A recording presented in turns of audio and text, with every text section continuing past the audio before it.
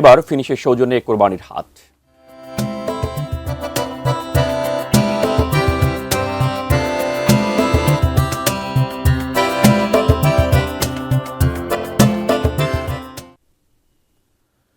কুমিল্লায় জমে উঠেছে কোরবানির পশুর হাট। দুপুর গড়াতেই ক্রেতা বিক্রেতাদের পদচারণায় মুখর হয়ে ওঠে হাটগুলো, যা গভীর রাত পর্যন্ত চলতে থাকে।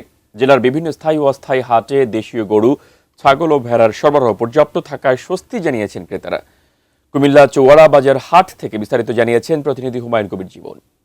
কোরবানি ঈদের বাকি রয়েছে আর মাত্র কয়েকদিন। ইতিমধ্যে কুমিল্লা জেলার বিভিন্ন জায়গায় কিন্তু পশুর হাট বসেছে। আমি এই মুহূর্তে আছি ঐতিহ্যবাহী চৌরা বাজারে এসেছি। এখানে কিন্তু আসলে দিনের বেলা তীব্র গরম থাকার কারণে কিন্তু রাতের বেলা কিন্তু বাজারে কিন্তু ক্রেতা আসছেন। সেই সাথে কিন্তু যারা ব্যাপারী রয়েছেন, গরু ব্যাপারী, তারাও কিন্তু ইতিমধ্যে বাজারে অবস্থান করছেন এবং তারা বলছেন যে রাতে ঠান্ডা পরিবেশে কিন্তু ক্রেতাদের মন জয় করা যাচ্ছে। সেই সাথে কিন্তু ক্রেতারও কিন্তু পছন্দের গরু তারা এই নিরিবিলি পরিবেশে কিন্তু তারা খুঁজে নিচ্ছেন। এবং আমি যদি বলি যে আসলে কুমিল্লায় এবার যে গরুর চাহিদা রয়েছে, সেখানে 2,47,000 গরু প্রস্তুত রয়েছে। সেই সাথে কিন্তু এখানে চাহিদার তুলনা 12,000 গরু কিন্তু বেশি রয়েছে। তো বলা যাচ্ছে যে আসলে কুমিল্লার যে পশুর হাটগুলো ইতিমধ্যে জমে উঠেছে। দিনের বেলা যেমন জমজমাট, তেমনি রাতের বেলাও কিন্তু পরিবেশ অন্যরকম দেখা যাচ্ছে। আমি চৌরা বাজারে এসেছি। চৌরা বাজারে এসে দেখেছি যে ক্রেতাদের উপস্থিতি রয়েছে। সেই সাথে ব্যাপারীরাও রাতের বেলা অনেক জায়গা থেকে, দূর দূরান্ত থেকে কিন্তু ইতিমধ্যে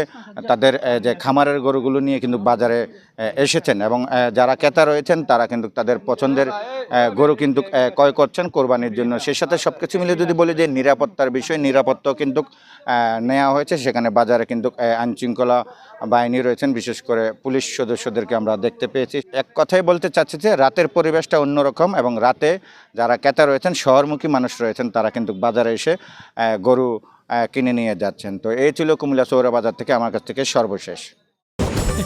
ফিনিশ আপনার ঘরবাড়ি ও আঙ্গিনার সকল কীটপতঙ্গ ধ্বংস করে।